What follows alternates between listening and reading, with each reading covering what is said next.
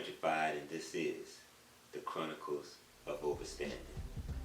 Alright, so this is the second part of the actual Chronicles, and so we definitely want you to know now that shit is about to get real.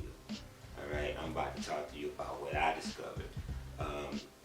Not to say that anybody has to agree with me. I ask you to do your own research. But these are some of the things that I've been on a quest for over almost 20 years. So actually it is about 20 years.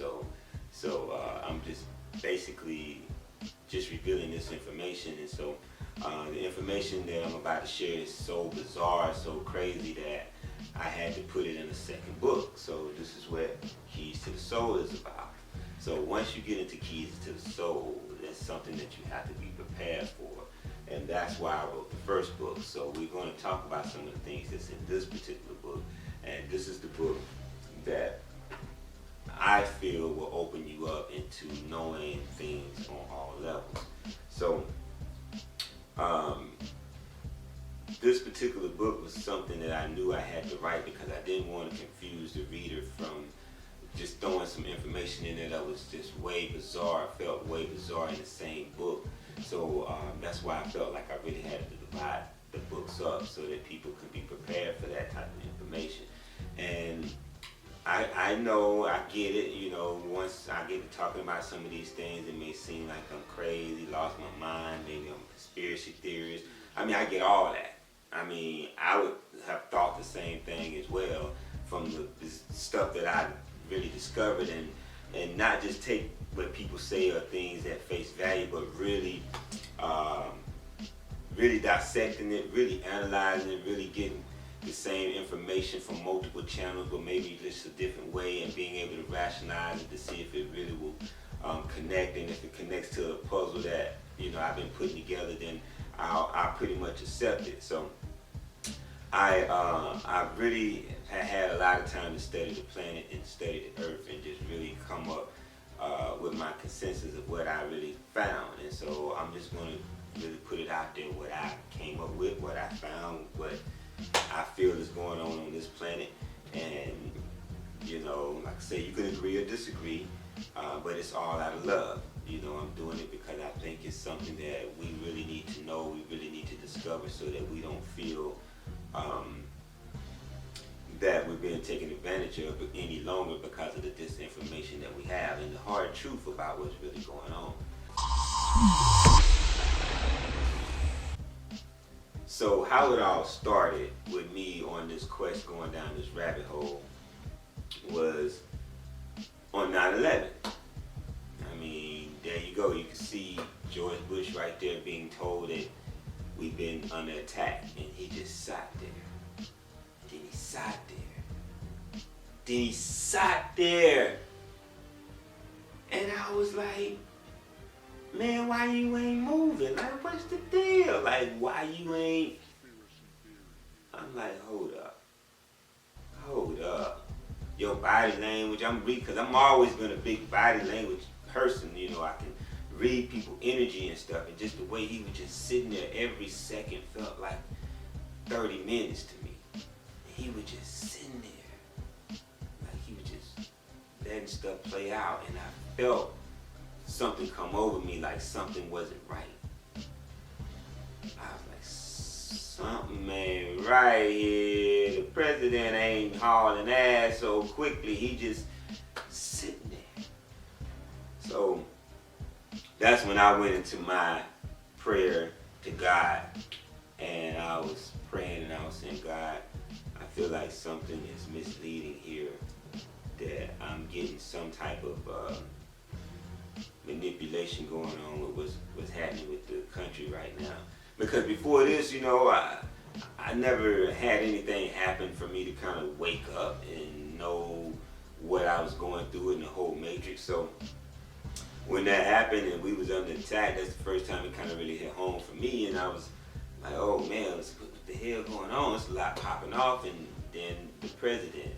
And so the performance that he gave, it just really had me to go into a prayer, and I was saying, God, I really want to know the truth about this planet and beyond.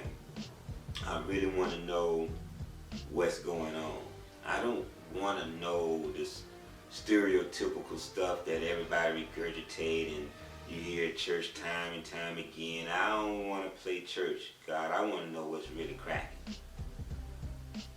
And from that point on, I've gotten that information.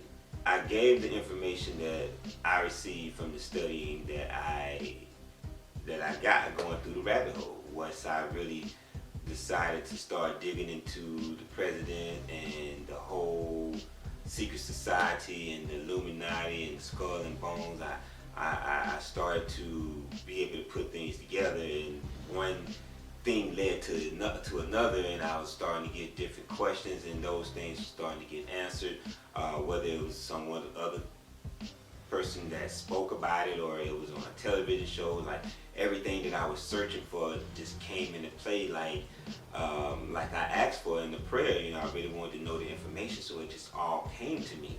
Now, like I say, it started to make sense to me, but it was still weird, and I just think they've been doing a great job at keeping a lot of this information from the public. But that is why they control the media on most levels, and there's not many major outlets that's out in America and beyond, you know, for its information, and those outlets are pretty much controlled all by the same people, and it makes sense to kind of keep some of the true things that's going on this planet and below the surface quiet, you know, so I get it. So I really try to share all the information that I received and try to put things in perspective as best I can. But not only that, I talk about my conversations with the gods and the information that they gave me to actually put out into this particular project.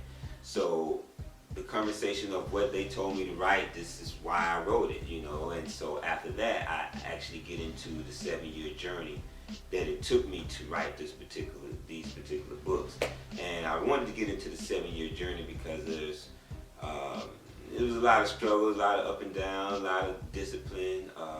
You know, I was losing my self of awareness, just not being able to dedicate myself out into the public for a while and just really be responsible in just taking on these books. It was such a massive project for me, somebody that really ain't into writing books, but I'm into finishing goals and missions, and I was compelled and felt like I was designed to complete these books to put this information out, and so I had to do it. I mean, there was just no way around it. So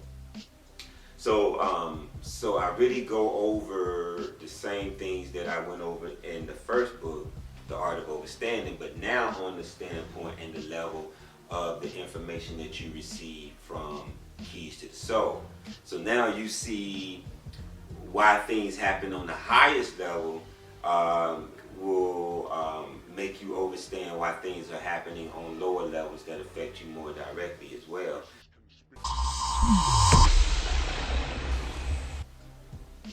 I discovered that this planet is the way it is because there's so many different things going on. This truth is stranger than fiction. I have a segment in the book that's called Truth is Stranger Than Fiction, and from what I discovered, there's just so many bizarre things that's going on this planet right now that we wouldn't even believe is real, you know. So I try to put in the book the different things that I discovered that's happening on this earth. But there's so many more things that I haven't included in the book that other people know, and I just think once you really start to explore knowledge for more and challenge what I have in these books, and then really do your own research and expand your mind to like what's really going on, I think you'll be able to ascend. And I think if enough of us do it, we can raise the vibration of this planet and we can all start to ascend. But what you really got to know and understand is the truth and the true controllers of this planet. Now, I was always wondering why the government was the way it was. I mean, I get a lot into politics, and I'm wondering, you know, why, you know, certain things just didn't add up to me and things of that nature. And I realized that the government is what it is, govern. They are here to govern. They're here to be over us and to control us and to keep us intact and in tune.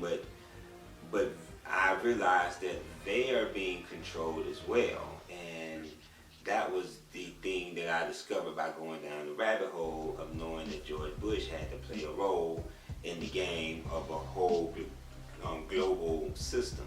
So with the whole 9/11, he's sitting there like he knows what's popping off. That's what I got from it, and from the research that I dug from it, that's what I'm getting.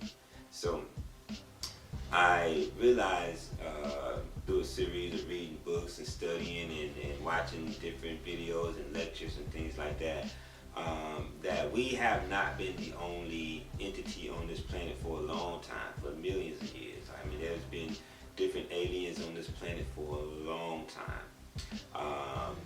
There are many of us currently that's been created in laboratory experiences from different types of aliens, and so that's why there's different types of races on this particular planet. And once you understand that, and once you understand that there are aliens that's on this planet that can manipulate themselves and shapeshift into project themselves to be humans, we think we're dealing with human people. Now, like I told you earlier, everything that I was asking for, all the information I was looking for, will always come to me, and I will always get it. And to help me with my journey of trying to discover this information. And I knew about the entities that can shift shape and can change and project out images to make, and holograms to make themselves look like they're humans when they're really not, and they're really aliens, and they're among us, and they've been here for years, and a lot of them is in powerful positions, and we think we're talking to humans, and we're really not. So there was a movie, I think like in the late 80s, like 1989, called They Live. And so They Live is a movie that really pretty much about a man putting on some glasses, and he's able to see these different entities that look like they're humans, but they're really not. And so I always wanted proof of that, and I was always saying I really want to see that particular alien or those images of them, projecting themselves out as holograms. And so one day I was talking to my friend Ron up in California, and we talk a lot about aliens and shift shaping and things of that nature. And so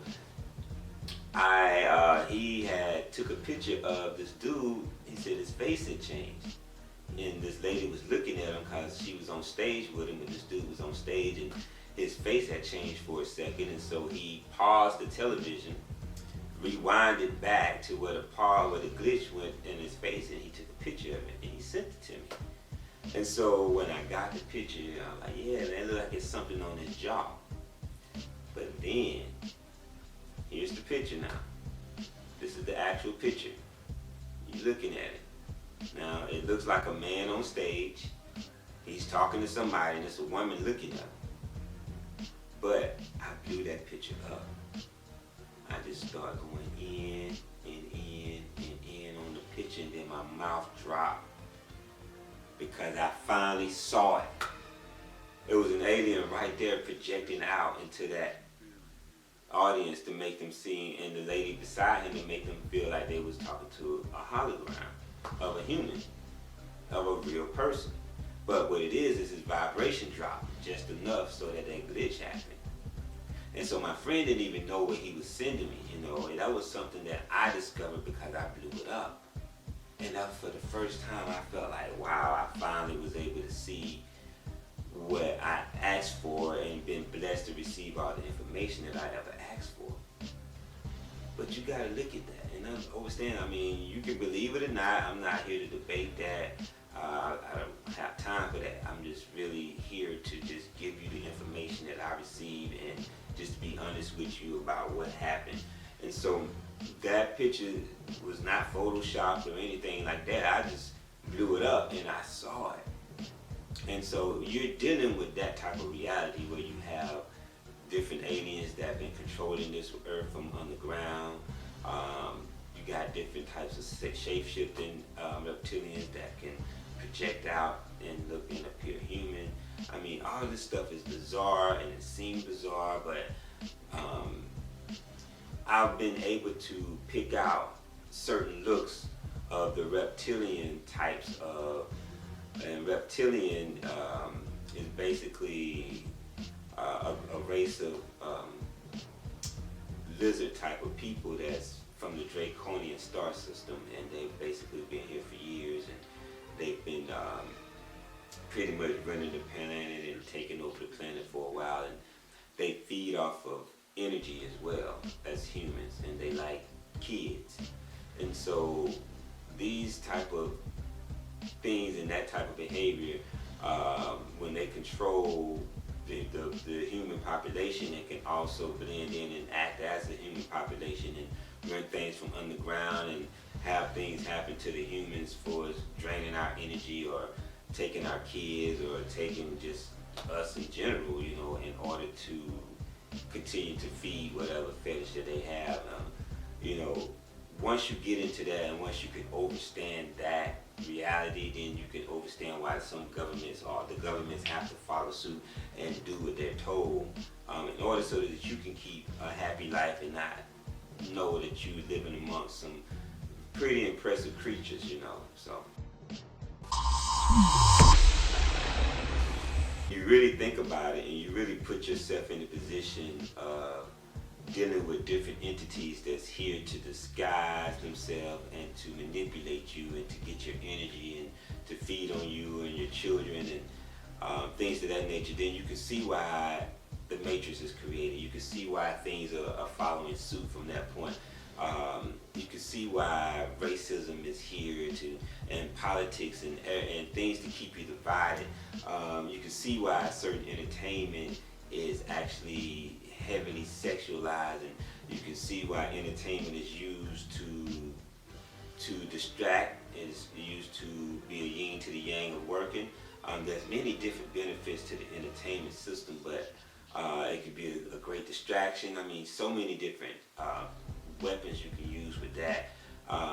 But that's why everything is controlled under the same umbrella, and they just keep going up and up and up, and the further you go along, the less human these controllers are. And there are many different types of alien types that just in our solar system alone and just interact in and on this planet and underneath the surface, and there are different types of race of beings that have their own community up under this planet as well. And so these things have been kept from us. I get it. I see why we just be entertained and just not really dive into the information about what's really going on under this planet and around the world and off this planet and other solar system and other universes and just different creators on different levels, and not just this particular small planet called Earth. Like, let your soul venture out way past that point. And that's what Keys to the Soul is here and designed to do for you. And I just think that we have to elevate ourselves and our ways of thinking to that point. Because if we don't, we'll never ascend. Our soul will never ascend. So we gotta know that we're dealing with extraterrestrial technology. We're dealing with people that have a lot of extraterrestrial DNA, some more than others, and that could play a role in the way people think, why people think certain ways, why people feel that they're better than others. And like I said, a lot of it is just being able to understand where these people's motivations come from, and some of it is beyond what we normally talk about. And like I say, once you really understand that we're not here alone, we haven't been here alone, there's been a lot of different entities on this earth visiting this planet, and we're on other planets as well. We can go different spots and locations. I mean, these are just things that's just not in the public discourse, the normal general public. And I just really want y'all to just kind of wake up, understand that this stuff is really, really, really crazy and tricky. So I'm just not really trying to give out too much information on the book, because I want you to read it. I want you to really get into it. But I am just definitely telling you that there's a lot of weird things here on this planet, and we've never been here alone. We still ain't here alone. And you can call me crazy. I would call me crazy too if I wouldn't have did the research and put all this stuff together. I would have been like, I'm crazy. That dude crazy as hell, man. He got all kind of crazy ideas. The devil in him, or whatever different type of upbringing that I could have been with, I get it. That's basically what I'm saying. I get it. But please do your own research and just really wake up, because our soul depends on it. Us ascending to the next level depends on it, you see? And so that's the reason why I really want to have this conversation with you. Just because I think the information that's in the book, it changed my life. I'm sitting here just typing out what I was told to type, and I'm sitting here amazed, mouth on the floor. So it's just not, and that's why I recommend it, because it just changed me on the spot. I didn't really know that I was designed to actually deliver this type of information, but when I did, I got it just like I hope you will get it, and just really understand the different levels of creation on this planet and beyond, and the different creators, and just something just way bigger than what we're experiencing right now in this particular body, but we're a soul.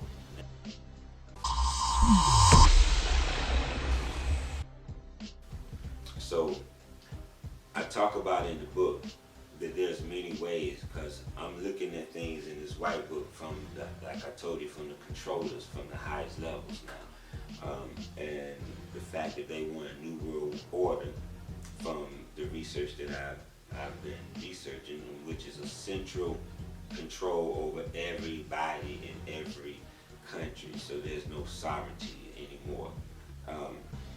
And what that does is it just makes things easier for them to control, and things don't get out of hand, and people not doing their own different things, because even though we all a team and we all fall under that umbrella of the nations, you can still have some incidents that may be out of the elite's control. And so it would make sense for them if they wanted to actually have a more central control over everybody and everything, but stuff has to cause this to happen. And so in the book I talk about 3 different possibilities, which of course there are more, but I talk about the fact that it could be a world war, where there's just nations just going to war. I talk about it could be a cyber attack, where they blame a certain country for blanking all the money out of the system, because everything is just numbers if you don't have liquid cash on you. And the third one would be a disease, some type of disease that will spread across the nation and that will bring all people together. When the COVID-19 hit, I started doing my research, I could see them starting to lock things down. Because once they pulled them kids out of school, and they pulled them kids out of school early on, before a lot of people start dying from this particular disease. When that happened, I knew then, okay, we in that phase now. So they about to start applying that pressure. And so then they started with the social distancing even more so, and narrowing it down to how many people that you can have. And I was seeing it. I was like, okay, cool. I see they pushing in on it.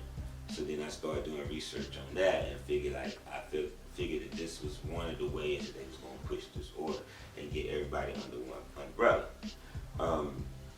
But I've done research, and many people debated about Dean Koontz's book. It's called The Eyes of Darkness. And in that book, he talks about a disease.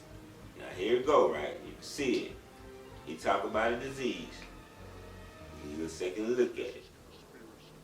Alright, now he talk about a disease that would be released out of Wuhan, China, in and about around 2020. Okay? Now, the disease that he articulated in the book is not COVID-19. It's not. But this book was written almost 40 years before this happened. And he didn't get the right disease together, because, I can understand that the disease could change, over the years. They went with something different or more current or something even more updated. He wrote this almost 40 years ago. But what you cannot mistake is the fact that out of all the places in the world that he could have named, he pinpointed Wuhan, China in this book. And then after that, he, out of all the dates that you can choose, said 2020. So things started to find themselves a little fishy to me at that point, right? So I started to know and put in perspective that if they've been planning this, because Dean Koontz to me was just like a whistleblower. You know, he was just somebody that had knowledge, knew about certain things, and just was able to write about it, you know, and put it out as nonfiction and things of that nature, but still trying to get the message out to people that was in the know and just wouldn't read it as just pure entertainment. That's my take on it. So I think if they've been planning this for over 40 years, I wouldn't expect for them to let up on what they got planned. Now, I'm not in the room, I'm not privy to all the information, so I don't know what's planned, but I do know that there's an agenda somewhere. I feel that there's an agenda somewhere, because you don't plan something for 40 years and don't go all the way through with some type of global lockdown or some type of global where we all have a central control. So something has to happen. We have to see what's going on. So COVID-19 is out. It's a disease that then killed some people. I mean, I know some people that died from it. So it is a real disease that circulates and it's out here, and people catch it. Just like people catch the flu. But see, now they pushing COVID so much that you don't even know about the flu deaths, or they can choose to manipulate that and make it something much bigger and call it the COVID and say someone died from COVID. There's people that died from so many different things that wasn't even COVID, from what I was, been researching and have been told, and that they just saying COVID to boost these numbers. So I know there's a real disease out there, but there's also a real agenda out there as well. And I think you can't keep your eye off of the agenda. And what I mean by that is not so much focusing on COVID-19, but focus on the things that we're sacrificing and giving up and where we're being molded into because of COVID-19. And so the disease itself, from what they're saying and what I gather, is basically, it's if your immune system is not that great, you may have a harder time with it, but the success and the survival rate of that particular disease is in the high 90s. So a lot of folks aren't dying from this particular disease. They get sick from it just like they do with flu. Some people die from it just like some people die from the flu. But if you need a healthy immune system to kind of fight this, I never saw in the news where they was promoting healthy immune systems products that people can go share, or encourage people to go out and get those products if they didn't want to endorse them publicly. I just really wanted to have a platform to kind of reach you and just kind of explain a little bit more to people that was on the fence. I want to thank everybody that has purchased the books already.